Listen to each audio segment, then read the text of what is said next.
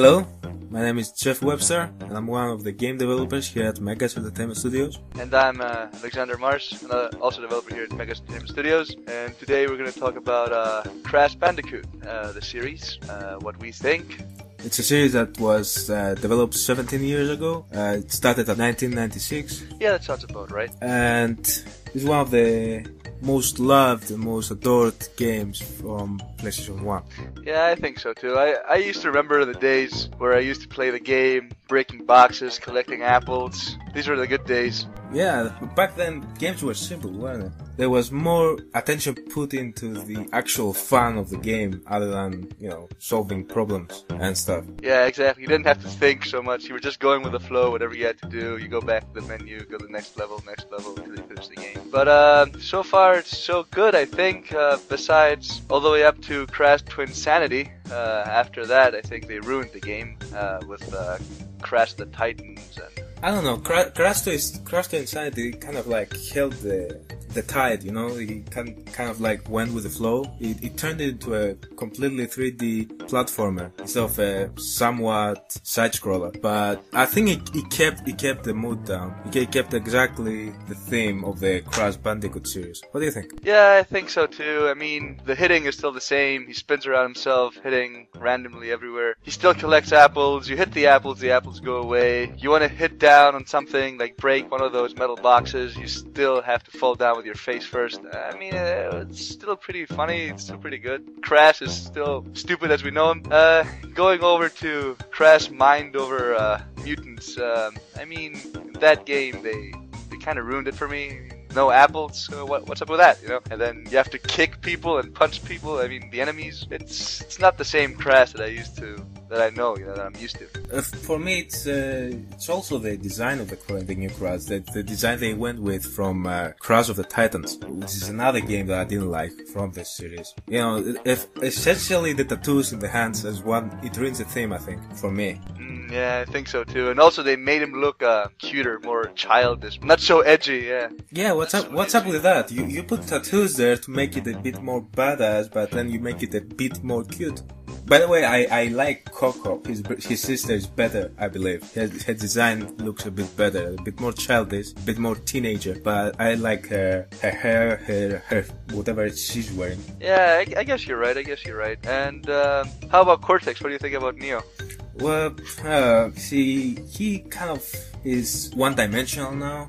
Back in the day he was not only trying to get the world, but he was completely insane. He would do whatever he wanted to, as long as he had to do something with science. Well, the science within Crash Bandicoot. Now he's one-dimensional, I think. He's just wanna be the bad guy, Yeah, I think so too. I get the same feeling when I play the game. But I mean, okay, let's get out of this subject for a second and let's go into the racing theme of the game. What do you think about the racing theme? They started off with Crash Team Racing, and I used to love that game, but I don't know, they went to Crash Nitro Kart and Crash Tag Team Racing, which was kind of different, I guess. It wasn't the same anymore.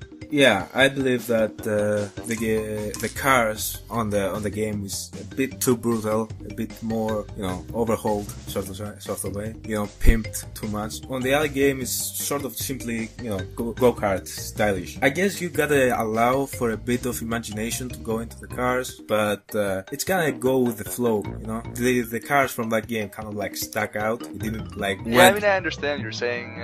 I feel almost the same way. Even though I like the transition from Crash Team Racing to Crash Nitro Kart. Crash Nitro Kart had still go-karts, and they looked kind of they looked more modern. But then the transition from Nitro Kart to Tag Team Racing kind of ruined it for me, because we've got like this car-like vehicles now. Anyhow, let's go to the business aspect of the game series. Let's talk about the cancelled games.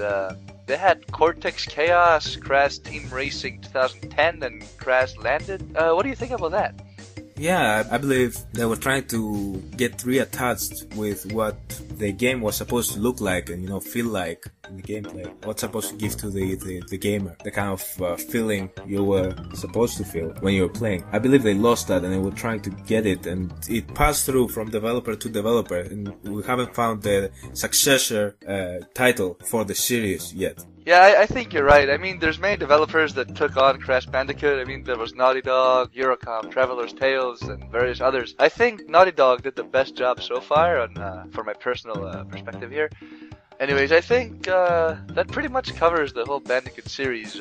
So yeah, I believe if I were to advise Activision, I would go with Crash to Insanity. It was, I believe, the closest 3D version, actually 3D version of the Crash Bandicoot that came close to what Naughty Dog was doing, and it is why the series became so large, because Naughty Dog did something right. It is because it is an enjoyable game that even now you can start playing it in one of the old versions, perhaps PlayStation 1, and you can still sink your teeth in, and you can still be addicted to that. You can be playing for hours, even though it's a game with shitty graphics and it has literally almost no story, and yet you can still go in and play and have a nice time. I believe they should go with that. What do you think? Yes, I think so too. I think that the game used to have a very nice story behind it, and that the way Crash Bandicoot himself was portrayed was really nice. He was portrayed as this stupid character that was doing everything right by doing things wrong, and he was the hero. He was saving his sister, he was defeating the bad guy, and he was moving along. In future games, this